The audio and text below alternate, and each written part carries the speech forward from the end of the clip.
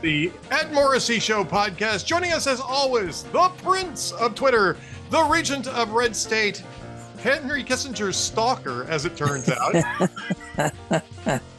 Andrew Malcolm, what the hell were you doing on Henry Kissinger's honeymoon?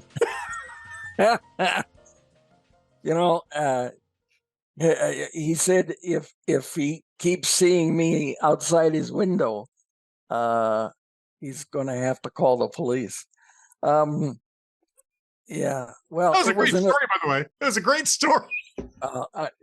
It was fun, and Jennifer Van Laar over there, the editor, said, "Well, you've had a long career. You must have some interesting memories." And so, I wasn't thinking about it, but when you do, there are some little stories to tell, and they're not going to change the course of history, but they're interesting things that happened in my career and my childhood and all the way through. And one of them was a call to me in my kitchen on a Sunday. No, it wasn't a Sunday, but it was, I think, a Friday, back in 1974, when my boss said, Henry Kissinger just got secretly married, and he's on his way to Acapulco, and we want you to go cover it. And I said, Kissinger said that? He said, no, I'm saying it. No. So I jump on a plane and go down there, and there's a whole bunch of, I think, fun stuff in the Post, which is open, about hanging around outside and outside the estate where he was sequestered with his new wife, Nancy McGinnis, that they met as policy wonks on Nelson Rockefeller's staff. And it was boring at the time, but when you look back at it, it was kind of fun and funny, and had some little stories to share about waiting outside at stakeouts, which are one of the worst assignments that, not the worst, but some of the worst assignments that you can get in the old days, at least in newspaper journalism. Well, yeah, I would imagine. I read that this weekend. It's like, that's an interesting assignment. I'm not sure what you were supposed to get from it, though. I mean, well, I know that's what I said. I said, well, here's Henry Kissinger. He's going around the world, changing history, making history, creating peace, launching invasions of Cambodia, doing shuttle diplomacy among Mideast capitals. And I'm sitting down to write about his honeymoon, and absolutely nothing happened that I could see. Yeah. I feel bad for Mrs. Kissinger if that's really the case. But so I wrote the lead for I said, what the hell am I going to write? This guy does important stuff, and there's nothing important in this. So I wrote a lead that and it said, Secretary of State Henry Kissinger arrived here in Acapulco, arrived here today to confer privately with his new wife, the former Nancy McGinnis. And I thought it was making something of nothing and was kind of tongue-in-cheek. But of course, the New York Times editors in those days thought, oh, no, this is far too risque. Confer privately. So they changed it to some pedestrian thing about tourism. So, but unbeknownst to me, 49 years ago, it created a whole day that I could write about and have some fun on Red State that didn't even exist then. So, ta-da. So were you able to put the margaritas on the expense report? I mean, that's the question I really had from that, is that did the New York Times actually pay for you to be in a resort place like Acapulco? Yeah. Well, there weren't all that many planes where I wanted to go from there. But in those days, it's probably old hat now, but in those days, the swimming pool had a bar, and you sit on the stool. The stool is underwater, Yours stay Oh in the yeah. water, and the bartender is behind the bar. The other thing it was an amazing hotel. I don't remember the name, but the dining room was set in tiers carved into a cliff overlooking a cove on the Pacific. And there were crazy people on a high cliff over there timing the waves and diving off the cliff. And hopefully the wave kept coming in so they had water deep enough. It was an amazing hotel, but I'd never go back there. I've never been to Acapulco. I've been to Mexico once, and that was Tijuana when I was a kid, and it was like, I don't need to be here, and I'm never coming back. Tijuana is a little unfair to judge Mexico by Tijuana, though. Yeah, it is, but Acapulco. Now this is 49 years ago. Acapulco, it was beautiful on the water, but once you walked a block into town, it was a dump, complete dump. And I heard Cancun's the same way, by the way. I heard Cancun's the same thing. Is that as long as you're in the resort, it's fine. But after that, you're And I guess some of those Mexican resorts, not Acapulco, but they were adulterating the liquor, and people got sick. And it's I wouldn't go to Mexico for all the tea in Mexico. Well, as long as you boiled the tea first, and you're probably okay. But it was a fun thing, and it was in March, So anybody who says, and when you're in Chicago, and they say, "Hey, how'd you like to go to the tropics on somebody else's credit card?" And they say, "Well, I think I could squeeze that into my impossible schedule." Yeah, exactly. Well, I'm a guy who worked 2 trips to Rome into That's right. That's absolutely right. I'm right there with you, pal. Right there with you. It's an awesome column, and I mean, it is part of a series that you're doing some reflections on the experiences that they're open. They're open, and they're open. So just go over to redstate.com and you can see that was from Friday. That was Friday's column when I went on Henry Kissinger's honeymoon. And then your VIP column. I got to talk about your VIP column because I was poking fun at you a little bit, and I don't think you actually saw it. But the headline for your VIP column yesterday. This is Sundays. It's what the heck was that DeSantis Newsom debate really about? And I said it was about 90 minutes. Yeah, I saw that. Yeah, I thought. That was funny. It was about 90 minutes, but it seemed longer. Well, I didn't watch it. I have to tell you, I didn't get a chance to watch it. I've seen clips of it since then. Dwayne and I discussed it on Friday's Week in Review. But and I actually think it was at least an interesting idea by both men to do this. But I guess the execution of it was not very good on Gavin Newsom's part. No, on Newsom, no, he was lost. I mean, to be fair, and I said this in the column yesterday, that he started out in a hole. It was supposed to be that this was all Sean Hannity's idea, but it was supposed to be red state versus blue state and pluses and minuses. But the end result was Newsom was being forced to defend Joe Biden and his policies, and you can't. Now, the reason Newsom was there, of course, was to make himself look like a party leader, just in case who drops out of the race, and then he's positioned. They got 5 million plus viewers, so I mean, it was a pretty good crowd.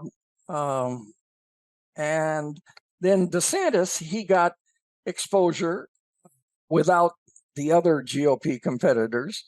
And I thought he did very well. I mean, he came like a prosecutor. He came loaded for bear. He had chapter and verse on what's wrong with California. So he was going to follow the red state versus blue state theme. And he nailed Newsom. He had a funny thing. He's talking about freedoms. You have freedom. You have freedoms in California, that you can defecate on the street, that you can You could do drugs in public. I mean, I saw that clip. Yeah, that was a really effective argument too. oh, Yeah. he would. I thought DeSantis. Of course, I prefer him anyway, but I thought he did very well. And it's good practice for him, and it's good exposure. He'll be on next week from Alabama. The next, or no, it's this week, isn't it? The next debate this weekend. The next primary debate, in Tuscaloosa, and there will see Haley will be there. Burgum dropped out. Vivek will be there, and there's a question about Chris Christie whether they raise the level of requirements each debate. So, well, they've been doing that, and I mean, they've been doing it in each debate, and they warned everybody that they were going to do it for each debate because they do want to get this thing down to the people who might be relevant in an actual vote. Right. And right. Doug Burgum dropped out today complaining about this process, saying, "Well, the RNC, it's not the RNC's job to cull." Well, actually, it is. Yeah, it kind of is. Actually, it's your job to make yourself relevant. And if you're not making yourself relevant, then it's kind of the RNC's job to get the irrelevant people off the debate. And he didn't make the last debate either. No, I mean, he's a smart guy, and I suspect we're going to see him in the future. And it's interesting. I looked into this a while back. They don't really drop out for legal reasons. They suspend their campaign. Because if they say that we're ending the campaign, they can't raise any more money to pay off their debts. But if they suspend it, they can still raise money to pay off the bills. Yeah, and I think it's like they suspend the active part of the campaign. Yeah, they can still fundraise because usually these guys have taken out big loans against future donations in order to get on the air and that kind of stuff, and they have a lot of bills to pay off at the end of this thing. And usually what happens, and you and I know this, but we'll just say it for the benefit of everybody else here, that they'll negotiate an endorsement of a candidate who can pay their bills. So they don't have to keep fundraising, right? So I'm not saying that Burgum's going to do it, but typically what would happen is Doug Burgum or whoever else dropped out, Asa Hutchinson, let's say, would start talking to some of the top tier candidates, Donald Trump, DeSantis, Haley, and see if they've got enough cash to help them pay off their bills, or at least to do some joint fundraising. So they can get Obama did that. Yeah, Obama did that for Hillary in 2008. Right. Because she was in pretty typical. Deep debt. Yes. Yeah. Well, not so much so that it actually impacted the Clinton Foundation stuff, and the Clinton Global Initiative stuff. They were raising tons of money for that, but they couldn't transfer that money into the campaign for campaign finance restriction reasons. But they can raise tons of money for what they want. Well, and everybody knows that the Clinton Foundation stuff was really just, a Trojan horse for her next campaign, which is the reason why you don't hear too much about the Clinton Foundation anymore, is because there is no next campaign to fundraise for. So at any rate. And all that work and all that fundraising, and Haiti is still poor.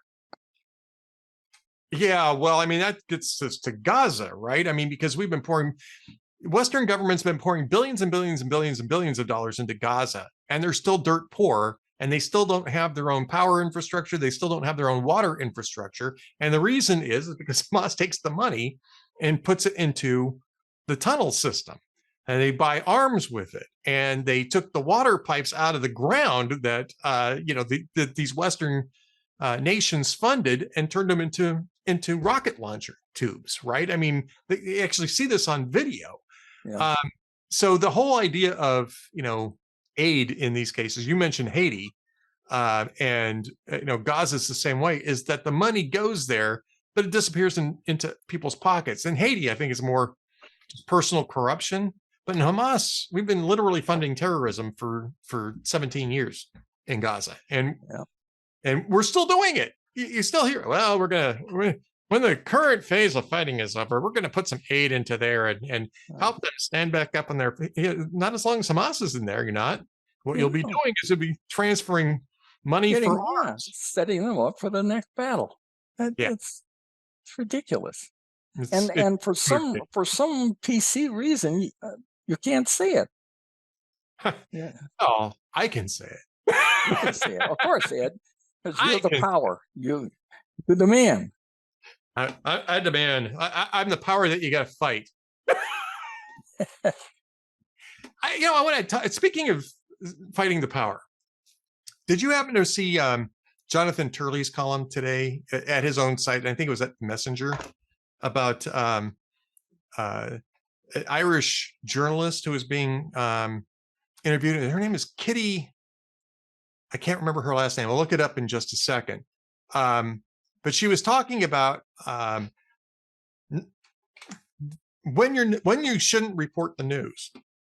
I want to pull this up. I'll pull it up on my screen just to make sure that I've got it. But I found it to be very interesting in the fact that she just said basically what American media doesn't say out loud, and she called it the responsibility to not report. Kitty Holland, a correspondent with the Irish Times, is defending the media's decision to suppress stories that would incite hatred and undermine journalistic viewpoints.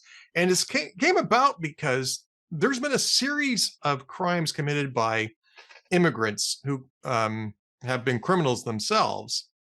And the Irish media won't report the fact that they're immigrants or that they had a criminal status prior to that. And the reason why is they don't want to incite hatred against immigrants. Yeah, well, the U.S. does the same thing. Yeah, they don't talk about it quite so openly. Kitty Holland said, "I think elements of these stories were not very good. They were incitement to hatred, and I think that's why the media left out aspects of them. I think they were right not to include full remarks of the victim. I don't think that they were helpful, and this is the kind of thing that the far right latches onto." The far right in Ireland, by the way, is somewhat to the left of Joe Biden. Just to let you know, they don't really have a far right. Exactly. You know, Sinn Féin is very leftist. Fine Gael and Fianna Fáil are just somewhat to the left of, I would say, the Biden administration, and that's it. Those are the political parties. So three major political parties, and then you got the Greens, which are even more way out. But I mean, Sinn Féin is flat out socialist, right? These guys are Marxists. There is no far right. What you have are people who are tired of having immigrants come in and commit crimes, and you're not allowed to talk about it because the media will tell you that you're a hater if you talk about the fact that you've got people that they're letting into the country who are committing crimes. Well, wasn't there a discussion in the U.S. media not that long ago about not showing mugshots of people arrested because you would see that they're black? Yeah, well, I mean, I guess or at least that was the assumption, right? Is that somehow, and you were also not allowed to, and some police departments stopped producing reports that gave physical descriptions of suspects. Be on the lookout for some guy. Some guy in an orange shirt. Some guy in an orange shirt, right? Really helpful, because they were saying, well, that tends to it tends to incite hatred. It tends to reinforce stereotypes. I think that was really what the explanation tends to reinforce stereotypes. But I mean, there's a reason that stereotypes are stereotypes. Well, yeah, certainly that's the case, right? I mean, it's not that it's always one person or another person. But in this case, you've got a description of the actual perpetrator. You're supposed to be on the lookout for that guy so they can get arrested and and can be investigated for it. And you're not going to describe the guy because it might hurt somebody's feelings. I mean, that's pretty stupid. Yeah, no, exactly. It is. It's ridiculous. Absolutely ridiculous. We have that, I'm afraid, to the nth degree here. Remember the Virginia schools earlier this year that that were not informing the National Merit Scholars? I mean, this cost kids thousands of dollars. They didn't tell them that they got a national merit scholarship because they didn't want the people who didn't get it to feel bad. Yeah. Yeah. This Well, is if you participation didn't, I trophy. mean, yeah, no, I mean, this is the corrosion of American exceptionalism that if you do well, you're rewarded. So if you do well, you're ignored. And if you're not doing well, they throw money at it. This is the ultimate crime of California. It looks like you're doing something. A couple $1 billion here for homeless, and guess what? They're still the most in the country. Yeah. Mhm. But it gets back to what is the fundamental purpose of journalism? Why is it a profession that we feel is necessary for democracy? It's because you need to inform people of the actual facts, not That's right. build narratives, right? So if the fact of the matter is that it's a white person in an orange shirt who robbed the local 7-Eleven and was last seen running, eastbound on First Street, then you put that out there because you need to make sure that people know what to look for. If it was a Hispanic man, if it was a black man, if it was an Asian man in an orange shirt, or a woman of all different varieties as well. You put that information out there because A, it's the truth, B, it's accurate, and C, it's necessary if you're asking the public to help find the person. Because otherwise, what you get, I mean, literally what you get is people just grabbing anybody who happened to be on that street because there's nothing more specific. Or even worse yet, is people just don't care because there's nothing they can do. So they just shrug their shoulders and don't do anything about Right. it. And the guy gets off like the shoplifters. Yeah. And in the case of Ireland, the other part of that is there's a legitimate public debate to be had about immigration, about the levels of immigration, about the requirements for immigration. And, Ireland is part of the EU. And so the Republic of Ireland is. Northern Ireland's not anymore, but Ireland is. The Republic of Ireland is. And so those issues mean something both in Ireland and in Brussels. And they elect people into both governments. The people of Ireland elect people of both governments, so they should be informed of the benefits of the current immigration policy and the problems of the current immigration policy so that they can make a wise choice at the ballot box. And it's not up to, it shouldn't be, up to Kitty Holland or other journalists to say, well, we're simply not going to tell them about this because we don't like the choice that they might make because of that. That's not journalism. That is Exactly something, right. it's not journalism, something else, but it's not journalism. Yeah. And the same thing applies to the censorship in war coverage. Now, Yeah. I mean, what happens in battle is awful. It's beyond description. And if you, like I do, watch the videos, the Ukraine and sometimes Russian videos on the Ukraine war, you get a much, I would say, more candid view of what the horrors of war are than you do when you read about it in the newspaper or see it on the TV news. I saw that in Vietnam. You couldn't write things that were real and not gratuitous because people were going to read about it at breakfast. Okay. Yeah. Yeah. I mean, I had a story, and this is not an isolated example, but I had a story interviewing a refugee family that had become habituated to being refugees in South Vietnam. They'd done it 4 or 5 times, and they had maps of where they went each time, and they had learned what to bring and what not to bring.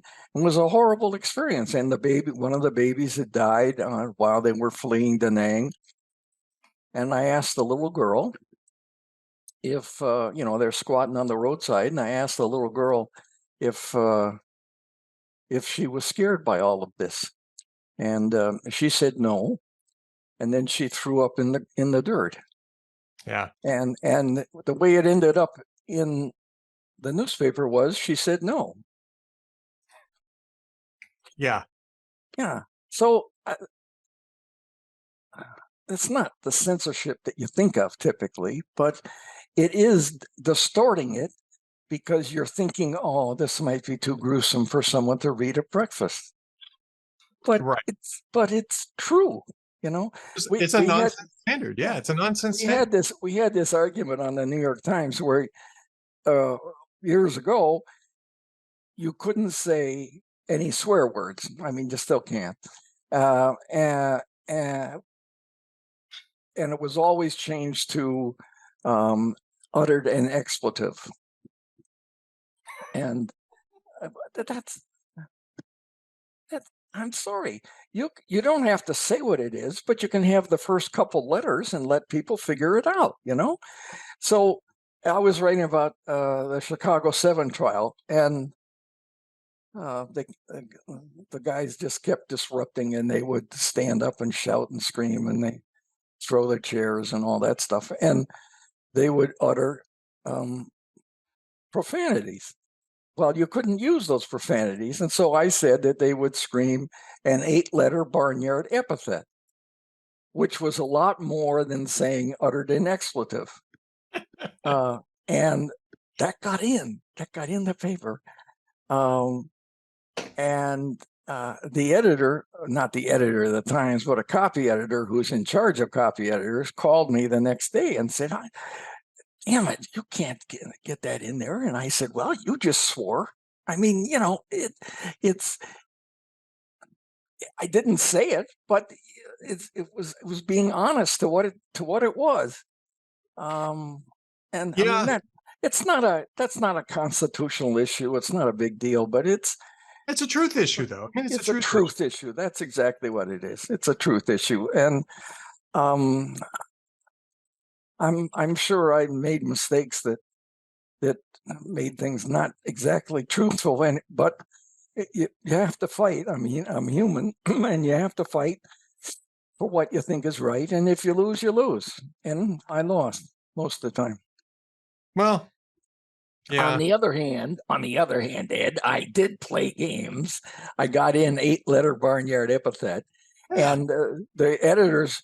I used to write features, which were national features, which at the time were sort of new for the New York Times. That weren't typical political stories, and they were features, and they would have a beginning and an end, and I had an end, and the editor was always cutting off the end.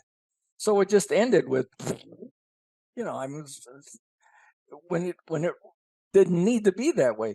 So one day I was writing about the sheriff in Stockton, California. It was a feature, and I wrote about it, and I had the kicker, and then I added a throwaway paragraph after that, and they cut it off, and it ended the way I wanted.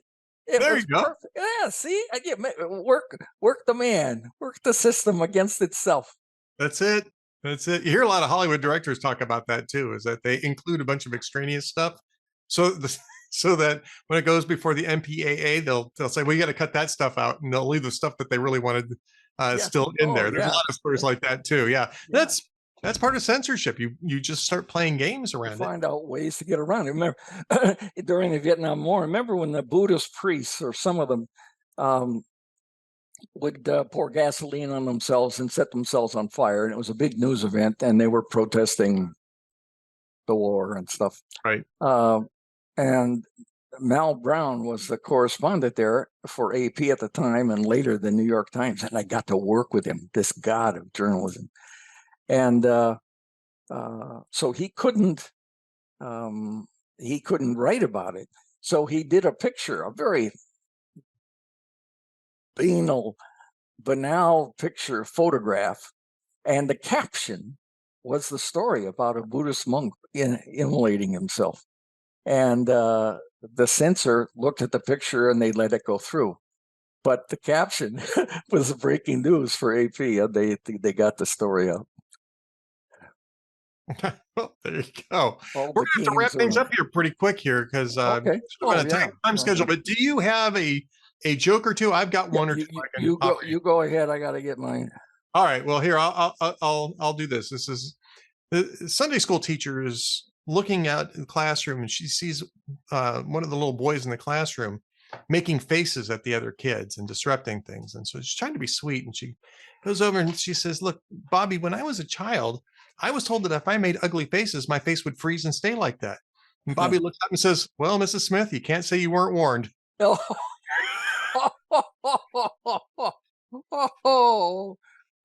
hell.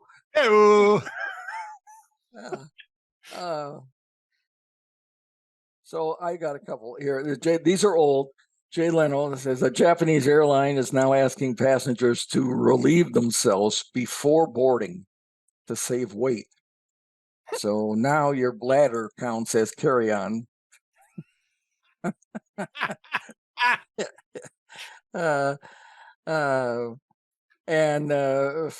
Fallon, he says a new study found that dogs can actually feel genuine love for their owners, while cats just keep a journal of all the things they hate about you. I like that one. I like that one too. Yeah, okay. Yeah. Go ahead. Oh, all right. So local bartender at a local bar, he was a big, strong guy, weightlifter kind of guy. And he would take great joy in squeezing out every last drop of juice out of a lemon. And then he would leave the rind on the bar and offer $100 to anybody who could squeeze another drop out of the lemon. And, people were coming out there and they were, other weightlifters would come there. People, who worked with their hands would come there, and they weren't able to squeeze it. Nobody was able to win the money. And one day, this little old man comes in, sees the sign. He says, I'd like to give that a try. And the bartender says, well, you're welcome to give it a try. So the little old man picks up the lemon rind, squeezes it, and sure enough, 6 drops fall out of it. And everybody in the bar is amazed. He gets the $100. The bartender gives him the $100 and says, "How did you do that?" He says, did you work with your hands or lift weights?" He goes, "No. I used to work for the IRS."